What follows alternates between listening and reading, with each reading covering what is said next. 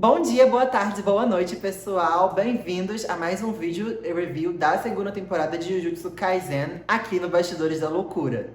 Dessa vez, o episódio 14. Um episódio, assim, que foi basicamente uma aula sobre storyboard e como a animação é feita, com direito até a algumas críticas a como as TVs funcionam hoje em dia. Sem mais delongas, vamos ao vídeo. A gente já começa o episódio com o drama de Mei Mei. Eu não falei isso nas últimas reviews, mas uns episódios atrás, a Mei Mei ficou presa em um domínio de uma maldição que o falso Geto liberou pra ela. Eu vou chamar o vilão a partir de agora de falso Geto, porque eu não decorei o nome daquele cérebro. Na verdade, eu ainda não sei, ainda não falaram.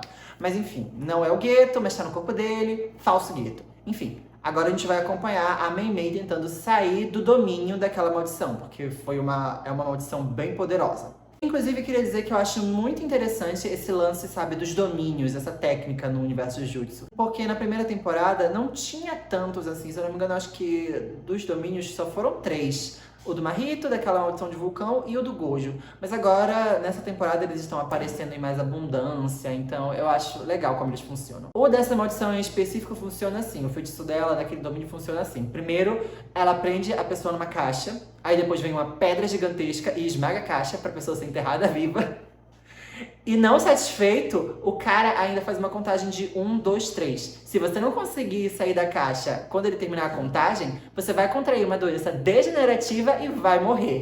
Sabe? Coisas muito leves, graças a Deus. Aí depois que ela descobriu isso, ela começou a traçar o plano pra bolar aquilo. Um plano que, sinceramente, me deixou um pouquinho desconfortável, porque, primeiro, ela já começou sacrificando um dos corvos dela, botando muita energia amaldiçoada nele pra ver se era assim que o feitiço mesmo funcionava.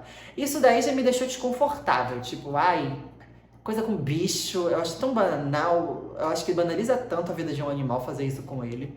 Mas não satisfeita, ela ainda fez pior e botou o irmão mais novo dela de isca, tipo... Ela ainda fez uma pergunta super errada, tipo, você morreria por mim?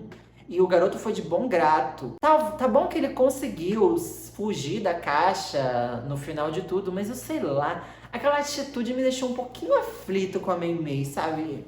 Não gostei mesmo. Ainda mais que ela matou outro corvo quando foi exorcizar a maldição, né? Tipo, o feitiço dela é muito estranho. Ela concentra energia amaldiçoada num corvo, tipo, muito forte quando ela pede pra eles morrerem por ela. Literalmente, ela pede pro pássaro se chocar contra o cara e morrer. Sabe aquelas vezes em que os pássaros, eles batem numa parede super forte e acabam morrendo? Então, ela potencializa a energia amaldiçoada do pássaro dela nesse momento.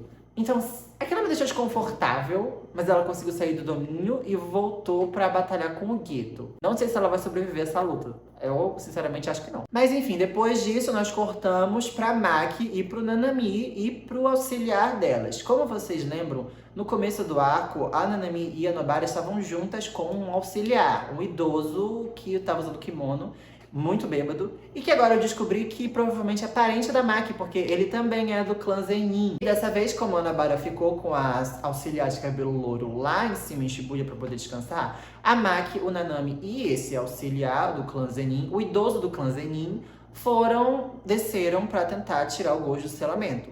E quando eles desceram mais fundo na estação, eles toparam com outra das maldições que estavam ao lado do falso Geto.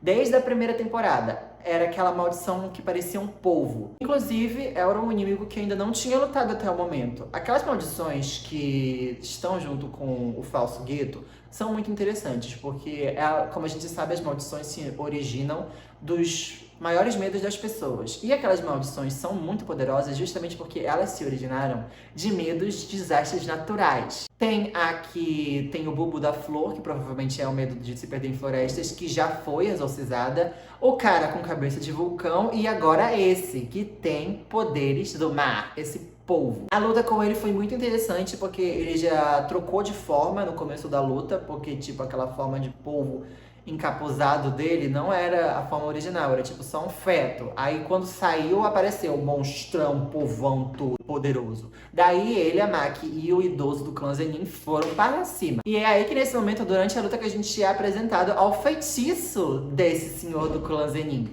E é por isso que eu disse no começo do vídeo que assim, é basicamente uma aula de animação. Porque ele divide os movimentos dele, ele traça os movimentos dele numa abordagem tipo de quadros, 24 quadros por segundo, tipo, que nem animação de verdade. É muito irônico falar isso, porque, tipo, isso é um anime, mas então é muito interessante ver que no anime eles botaram um conceito nesse feitiço que é uma coisa de animação numa animação. Vocês entenderam a minha noia? Inclusive, o cara, ele até fala umas coisas assim sobre animação pra denunciar o feitiço dele um pouquinho, sabe? Ele até faz uma crítica, tipo, da interpolagem da televisão e pipipopopó, sabe? Mas enfim, ele consegue calcular, traçar uma reta dos movimentos das pessoas em uma contagem de 20 quadros por segundo. Só que esse feitiço tem um pequeno burlamento. Quando ele traça essa linha de movimentos, ela não pode mudar, porque se ela mudar, a pessoa vai ficar congelada por 1 segundo.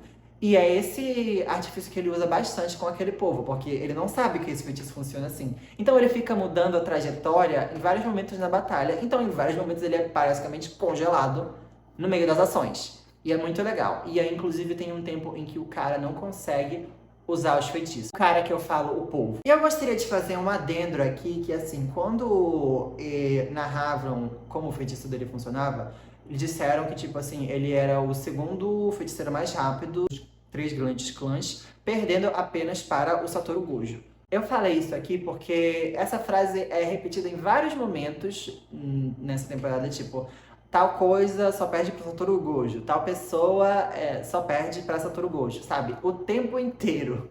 Eu entendi a mensagem que eles estão querendo dizer, que tipo, sem o Satoru, as coisas ficam bem piores. O Satoru realmente, assim, tava tentando frisar a importância do Satoru em uma situação dessas. E o quanto é desesperador o fato dele não estar presente em uma situação dessas, sabe? Eu acho que o anime tá querendo nos lembrar o tempo todo que ele vai fazer falta.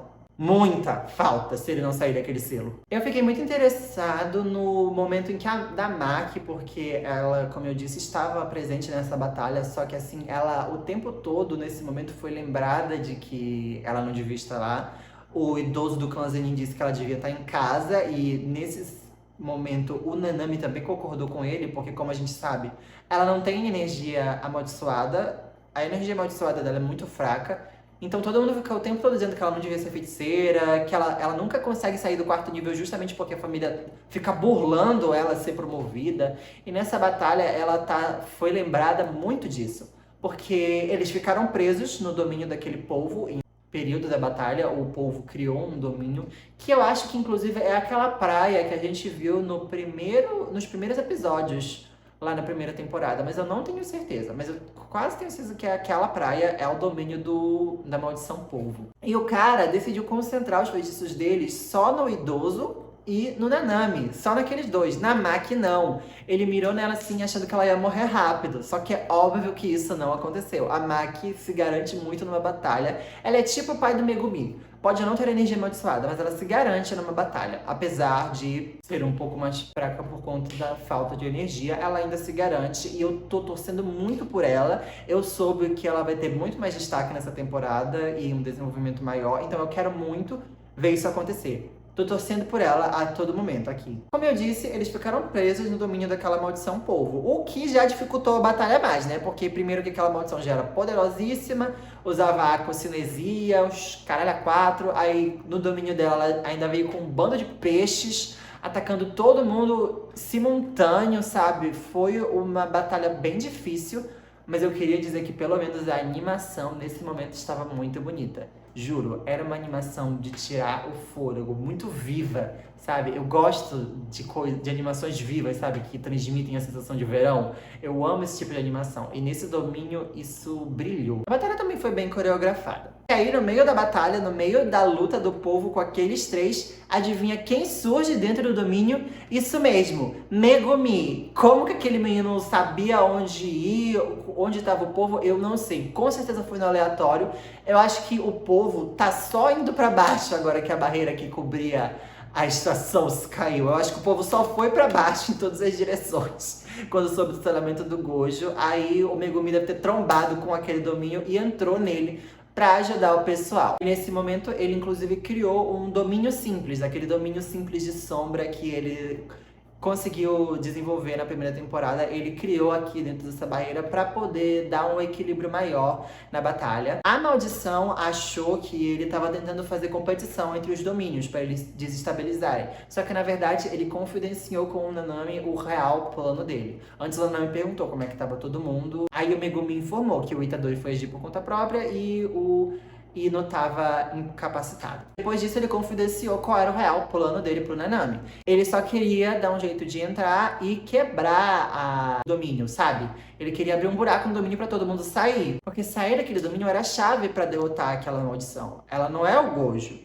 Ela não pode fazer vários domínios ao mesmo tempo. Se eles saírem, eles recuperam a vantagem em batalha. Então, basicamente, foi esse o plano do Megumi. Abrir um buraco lá nas sombras para eles poderem escapar. E foi o que o Nanami comunicou. Tipo, ele gritou, gente, junta aqui!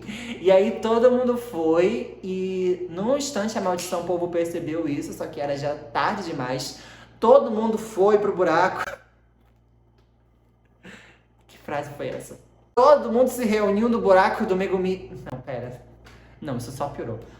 Todo mundo se reuniu no buraco que o Megumi fez, prestes a sair do domínio. Só que aí, no momento em que isso ia acontecer, surge do meio do nada, duas mãos assim se levantam entrando no domínio. Quando eu vi aquilo, eu fiquei, ué, quem é esse agora? E adivinha quem era? Ninguém mais, ninguém menos do que o pai do Megumi. Ele entrou no domínio, assim, e ele entrou, tipo, todos sorrisos, sabe? Tipo, ai, levanta a mão pro alto e uhul! Gente, o susto que eu levei quando esse homem apareceu no domínio foi assim, chegou e fiz...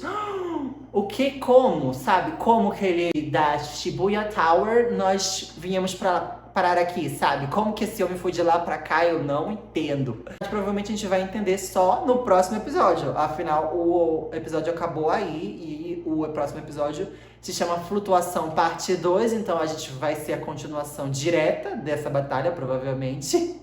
Então a gente vai descobrir nela, né? Como é que vai ser o Megumi vendo o pai dele depois de todos esses anos? Será que ele ainda lembra da cara do cidadão? É isso, pessoal. Eu espero que vocês tenham gostado. Por favor, se inscrevam no canal caso ainda não sejam inscritos e curtam esse vídeo para gerar mais engajamento. Além, é claro, de me seguir nas redes sociais que vão estar linkadas aqui na descrição.